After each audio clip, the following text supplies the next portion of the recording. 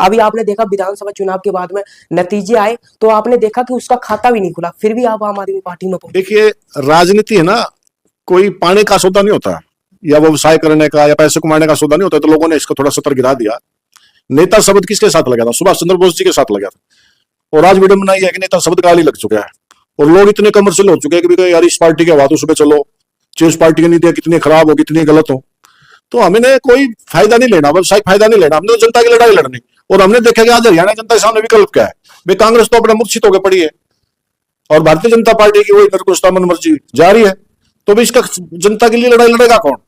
तो हमने देखा भी अगर कोई विकल्प बन सकता है हरियाणा के अंदर, केजरीवाल जी बन सकते हैं। और केजरीवाल हरियाणा के वासी हैं, वो दिल्ली में जाकर जब सरकार बना सकते हैं, पंजाब में सरकार बना सकते हैं, तो हरियाणा तो उनका गृह प्रदेश है।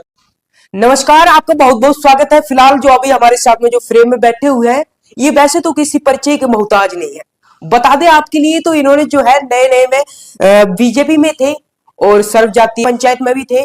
और बता दें आपके लिए, तो अभी इन्होंने जो है आम आदमी पार्टी ज्वाइन करी है। तो इनसे ही बातचीत करेंगे, क्योंकि जो लोग हैं वो जीती हुई पार्टी में जाते हैं, लेकिन हरियाणा में आम आदमी पार्टी का नाम निशान नहीं है। फिलहाल इन्होंने क्यों ज्वाइन करी है, इनसे ही बातचीत कर लेंगे। तो सर, सबसे पहले आपका बहुत बहुत स्वागत है। धन्यवाद छोटे भाई योगेश, और आपको भी शुभकामनाएं, और आपके चैनल को और आपके चैनल के सभी दर्शकों को भी शुभकामनाएं। सर, अभी आपने आम आदमी पार्टी ज्वाइन करी है, क्या सोचा आपने जो आम आदमी पार्टी में आप पहुंचे?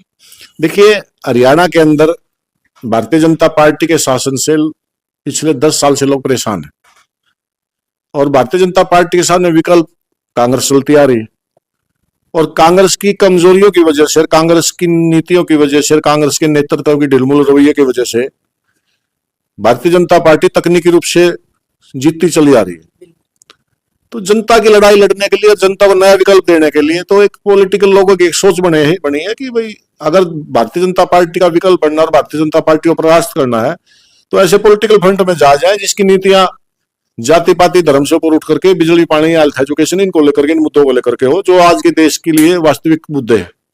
तो हमने इसी सोच के साथ, और जो दिल्ली में कार्य प्रणाली देखी, पंजाब में कार्य प्रणाली देखी, और दिल्ली के लोग तो पढ़े लिखे लोग हैं, अगर वो बार बार आम आदमी पार्टी को जिता रहे हैं, इसका मतलब उनकी नीतियां अच्छी हैं।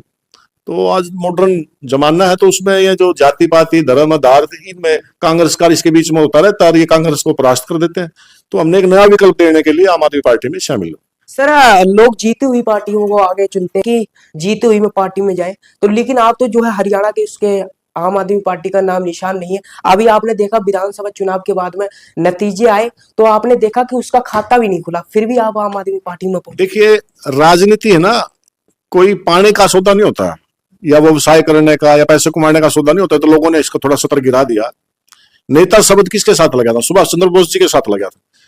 और आज विडंबना यह है कि नेता शब्द गाली लग चुका है और लोग इतने कमर्शियल हो चुके हैं कि यार इस पार्टी के बातों सुबह चलो, चाहे उस पार्टी की नीतियां कितनी खराब हो, कितनी गलत हो, तो हमें कोई फायदा नहीं लेना, व्यवसायिक फायदा नहीं लेना। हमने तो जनता की लड़ाई लड़नी।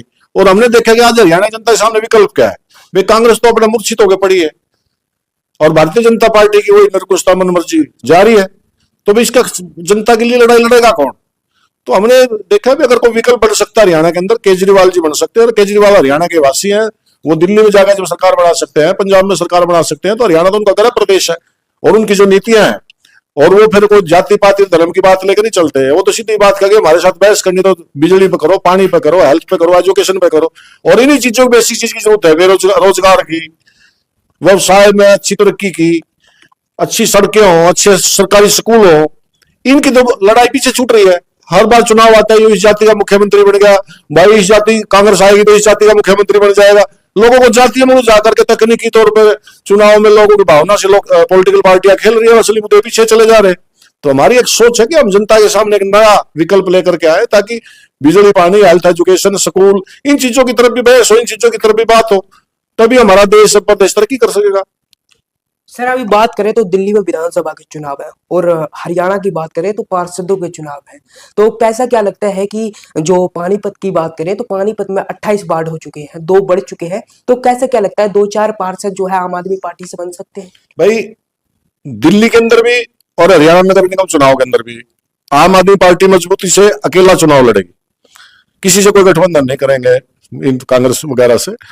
और हमारी कोशिश ये रहेगी कि पानीपत के अंदर 28 के 28 वार्डों में और नगर निगम में मेयर की पोस्ट पर अच्छे समझ छवि के लोगों को खड़े करें और जनता के सामने मजबूत विकल्प पेश करें और जनता को असलियत बताए कि 5 साल बीजेपी के शासन में क्या हुआ और भारतीय जनता पार्टी के अगर नगर निगम में मेयर और पार्षद बनेंगे तो हम क्या करेंगे।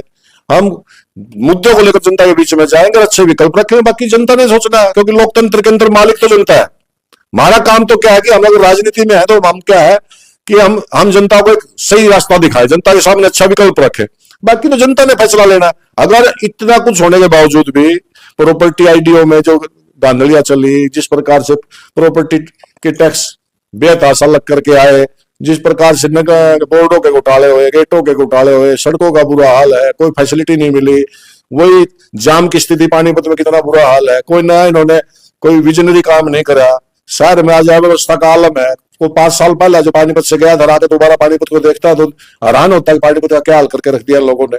तो हम जनता को कहेंगे भी कि ऐसे लोगों से मुक्ति पाए। ये जो निगम के चुनाव होते हैं ये स्थानीय मुद्दों को लेकर के होते हैं और 5 साल तक लोगों ने भारतीय जनता पार्टी का निगम में सरकार भुगती है और मुझे नहीं लगता जनता के अगर एक बार फिर 5 साल के लिए उन लोगों को मौका देगी जिन्होंने 5 साल इनको खून का शुरू आए और जनता की कोई परवाह नहीं करी है। और सबके सामने जनता सब जानती है कि किसने क्या क्या करा, किसने अच्छा काम करा, किसने नहीं करा। तो हम वो विकल्प लेके जाएंगे जनता के बीच। वैसे सर आपका फ्यूचर क्या है जो आम आदमी पार्टी मजबूती से हरियाणा में आज कितने दिन पहले करा हूं, आने वाले समय में भाजपा का विकल्प मजबूती से विकल्प बनकर के आम आदमी पार्टी हरियाणा में मजबूती से खड़ी होगी।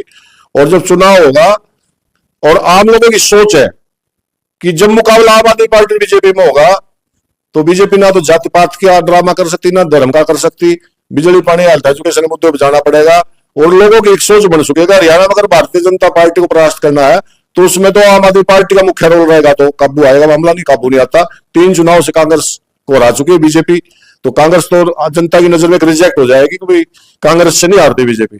तो उसके लिए एक विकल्प क्या बचा है? आखिर अरविंद केजरीवाल के नेतृत्व में आम आदमी पार्टी। अच्छा सर एक लास्ट सवाल और है आपसे, जो बीजेपी की सरकार है और आप आम आदमी बीजेपी में रहे हुए हो और आम आदमी पार्टी आपने ज्वाइन करी है, क्या मेन रीजन क्या था इन दोनों के बीच में? आपने मतलब बीजेपी छोड़ी, जीती हुई पार्टी को आपने छोड़ दिया। हमने उस समय भारतीय जनता पार्टी में शामिल हुए थे जब अटल अडवाणी जी का दौर था और भारतीय जनता पार्टी परिवार की तरह काम करती थी, पारिवारिक पार्टी थी, कार्यकर्ता भी परिवार के सदस्य की तरह थे, मान सम्मान था कार्यकर्ताओं का। जिस दिन से ये नया दौर नई लीडरशिप आई है और जिस प्रकार से कार्यकर्ताओं को उत्पीड़न है, भारतीय जनता पार्टी में अगर सबसे ज्यादा परेशान है तो भारतीय जनता पार्टी का पुराना कार्यकर्ता है जिसने बीजेपी को कई पीढ़ी तक सिंचा, लेकिन बेचारा वो दुख दर्द है, वो अनुशासन के चलते या कई बाध्यताओं के चलते या सरकार होने की वजह से वो अपना दुख दर्द बयान नहीं कर सकता। अदरवाइज तो सारा सिस्टम ही बदल गया बीजेपी का। बीजेपी को कार्यकर्ताओं की इतनी परवाह नहीं है। बीजेपी का नेतृत्व का ये मानना है कि हम तो अपनी टेक्निकल चीज की वजह से जीतते हैं, हम तो अपनी जो नई नई चालें चलते हैं इनसे जीतते हैं, वो कार्यकर्ता ही बदलो थोड़ा जीतते हैं। कार्यकर्ताओं का तो वो ठीक है, अभी पार्टी में तो उनको ज्यादा बोझ नहीं कार्यकर्ताओं का। तो हमने जब देखा भी यहाँ पे कार्यकर्ता का सम्मान नहीं है और जो गलतियां कांग्रेस ने करी थी उससे बड़ी गलतियां बीजेपी ने करनी शुरू कर दी है, तो फिर हमने उसको छोड़ दिया। क्योंकि हम सत्ता का स्वाद लेने के लिए नहीं है। सत्ता का स्वाद लेना तो मैं भी बीजेपी में उनका जय बोलता रहता हूँ, जी मोदी जी बहुत बढ़िया है, फलाना जी बहुत बढ़िया है, लेकिन उससे जनता का भला थोड़ा हो जाएगा। अब दिन है तो दिन ही रहेगा ना, रात थोड़ी हो जाएगी। तो हमने तो भाई देख जनता की लड़ाई लड़ने वाले लोग हैं, जब लगा भी जन विरोधी काम शुरू हो रहे हैं हमने वो छोड़ दिए और आम आदमी पार्टी में। सर जैसे ही वोट पड़ते हैं, नतीजे आने पर होते हैं, तो लोग ये कहते हैं कि ईवीएम में घोटाला हो रहा है, तो उसके ऊपर आप क्या कहोगे?